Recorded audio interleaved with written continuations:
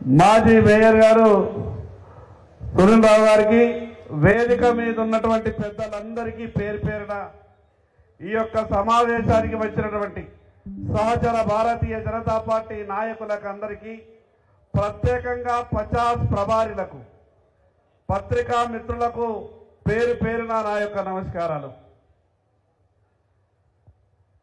ఇప్పటికే అనేకమైనటువంటి సర్వేలు ఒక అంచనాకు వచ్చినాయి. ఈ రాష్ట్రంలో జరిగేటటువంటి 3కి 3 శాసన మండలి సభ్యులు భారతీయ జనతా పార్టీ అభ్యర్థులు గెలవబోతున్నారని.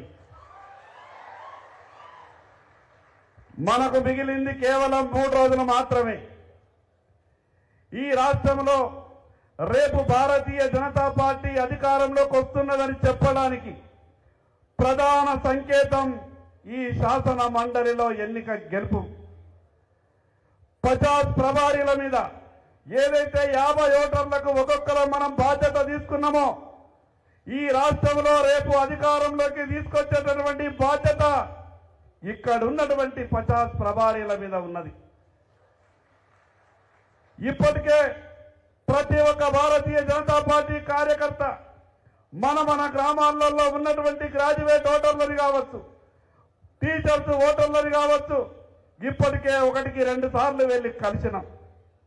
వారు కూడా నరేంద్ర మోడీ గారి నాయకత్వం మీద నమ్మకంతో ఈ కాంగ్రెస్ పార్టీ రాష్ట్రంలో అధికారంలోకి వచ్చిన తర్వాత ఎన్నికల్లో ఇచ్చినటువంటి ఏ ఒక్క మాటను కూడా నిలబెట్టుకోక, ఉపాధ్యాయుల సమస్యలు కానీ, నిరుద్యోగుల సమస్యలు కానీ, పట్టభద్రుల సమస్యలు కానీ, ఆ రోజు ఈ రాష్ట్ర ముఖ్యమంత్రి కాకముందు రాష్ట్ర కాంగ్రెస్ పార్టీ అధ్యక్షుడిగా ఈనాటి ముఖ్యమంత్రి రేవంత్ రెడ్డి గారు ఆ రోజు మాట్లాడినటువంటి మాటలకు కుర్చీ మీద ఎక్కిన తర్వాత చేసేటటువంటి మోసాలని ఈ రాష్ట్ర ప్రజలంతా కూడా గమనించారు.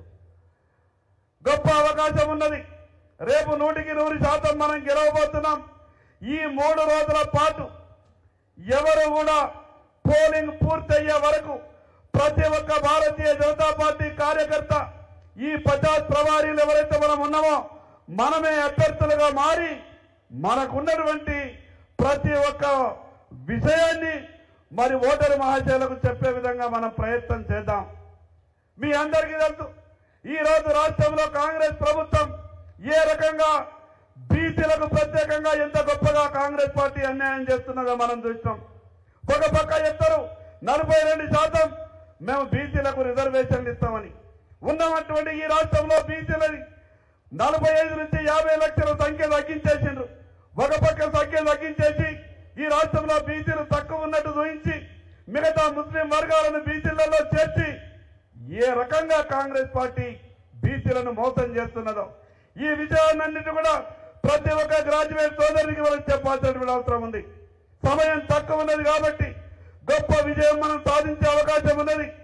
ఎట్టి పరిస్థితులలో ఒక్కొక్క ఓటు కూడా మనకు చాలా విలువైంది. కాబట్టి మనకి ఇచ్చినటువంటి యొక్క గొప్ప బాధ్యతను మనమంతా కూడా సమర్థవంతంగా నిర్వహిద్దామని ఇప్పటికే ఉమ్మడి కరీంనగర్ జిల్లా, ప్రత్యేకంగా ఈ కరీంనగర్ పార్లమెంట్ లో ఒక మంచి వాతావరణం నిర్మాణమైంది. బండి సంజయ్ కుమార్ గారి నాయకత్వంలో ఎక్కడికి వెళ్ళినా కూడా అన్న గురించి ఒక ప్రత్యేకమైనటువంటి చర్చ జరుగుతున్నది. ఇదొక మనందరికీ ఒక అవకాశం. రేపు ఖచ్చితంగా మరొక్కసారి చెప్తున్నా, ఈ రాష్ట్రంలో బీజేపీ అధికారంలోకి వస్తున్నది, ఎవరికి అనుమానం అవసరం లేదు. రేపు జరిగేటటువంటి ఎన్నిక దీన్ని మనం ఒక రెఫరెండంగా భావిద్దాం. 3కి 3 శాసన మండలి సభ్యుల్ని మనం గెలవబోతున్నాం కాబట్టి ఉన్నటువంటి తక్కువ సమయాన్ని మనమంతా కూడా ఉపయోగించుకుందామని, మనకిచ్చినటువంటి బాధ్యతని ప్రతి ఒక్కరం కూడా సమర్థవంతంగా నిర్వహిద్దామని, అదేవిధంగా సోషల్ మీడియాలో వస్తున్నటువంటి వార్తలను ఎప్పటికప్పుడు ఖండించేటటువంటి ప్రయత్నం చేయాలా. చాలా ఫేక్ న్యూస్ పెట్టేటటువంటి ప్రయత్నం చేస్తున్నారు. అధికారంలో ఉన్నటువంటి కాంగ్రెస్ పార్టీ కొన్ని అడ్డదారులు దొక్కడానికి ప్రయత్నం చేస్తున్నారు. ఈ విషయాలన్నింటినీ కూడా గమనించాల్సిందిగా మరొక్కసారి మీ అందరికీ పేరు పేరున ప్రత్యేకంగా ధన్యవాదాలు తెలియజేస్తూ సెలవు తీసుకుంటున్నా. భారత్ మాతా కీ.